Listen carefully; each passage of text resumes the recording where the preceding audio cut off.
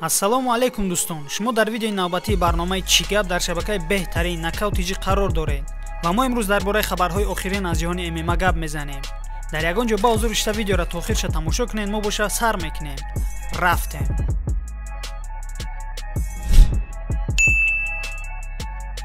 ва пеш аз саршави видеоролик дӯстон, аз ҳамаи шумо хоҳиш мекунам ки ба шабакаи дуюми мо ки Таҷ ММА ном дорад обуна шавед, чунки мо ҳамарӯза хабарҳои поп ММА-ро дар шабакаи дуюми худмон пешкаш мегардонем.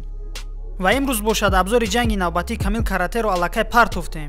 метавонед ба пуррагӣ даромада тамошо кунед. ҷанговари вазни нимёнаи ташкилоти UFC Ҳамза Чимаев дар бораи худ якчанд сухан кард.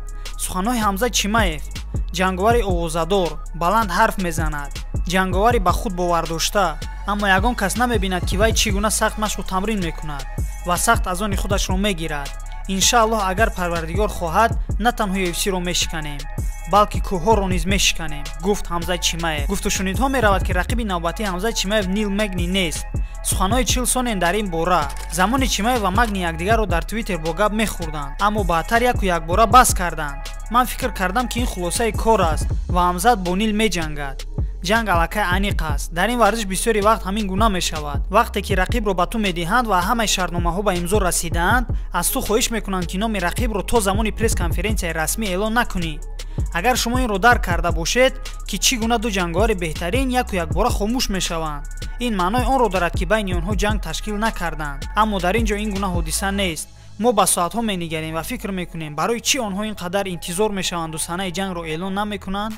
барои ҳамин Нилро як тараф мегузорем ва боз дар ин ҷо аз ҷои номаълум Билал Муҳаммад пайдо мешавад ва мегӯяд ки бо Ҳамза ҷанг кардан мехоҳад. Чимаев бошад дар ҷавоб мегӯяд ки бо ҳама ҷанг кардан омода аст. мо аллакай медонем ки ин Нил Магни нест. ин ҷангро чанд маротиба аллакай мехостанд ташкил кунанд, аммо то ҳол ташкил накарданд, гуфт Чил Сонен. албатта дӯстон, аз ин суханҳо пас маълум мешавад ки рақиби Ҳамза Чимаев Нил Магни нест. пас кист? фикратонро дӯстон дар зери ҳамин видео дар комментария нависем.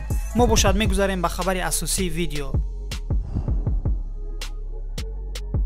Тони Фергюсон ва Майкл Чендлер розигии худро барои гузарондани муҳориба бар зидди ҳамдигар доданд ва сару садоҳо паҳн мегардад ки ин муҳориба ё моҳи апрел ё шояд моҳи июн дар яке аз турнирҳои калон баргузор мегардад. хотиррасон мекунам ки Тони Фергюсон охирон маротиба 15 май соли 2021 бар зидди Бенеил Дориуш набард карда буд ва бо қарори якҳозаи доварон ғалабаро аз даст дода буд. Майкл Чендлер бошад дар турнири UFC 268 ки дар Madison Square Garden баргузор шуда буд, бо Ҷастин Гейҷи қувваозмоӣ карда буд, аммо бо қарори якҳозаи доварон аз дасти Ҷастин Гейҷи мағлуб гашта буд. хуб дӯстон, агар набард миёни Тони Фергюсон ва Майкл Чендлер баргузор шавад, дар ин муҳориба ба фикри шумо ки ғалабаро ба даст меорад? фикратонро ҳатман дар зери ҳамин видео нависед. ба шабакаи мо обуна шавед, чунки ҳамарӯза хабарҳои ҷолибро мо пешкаши шумо мегардонем. раҳмат ки видеоролика то охирша тамошо кардем. худатонро дар ҳавои сардӣ эҳтиёт кунед. то видеои навбатӣ, хайр.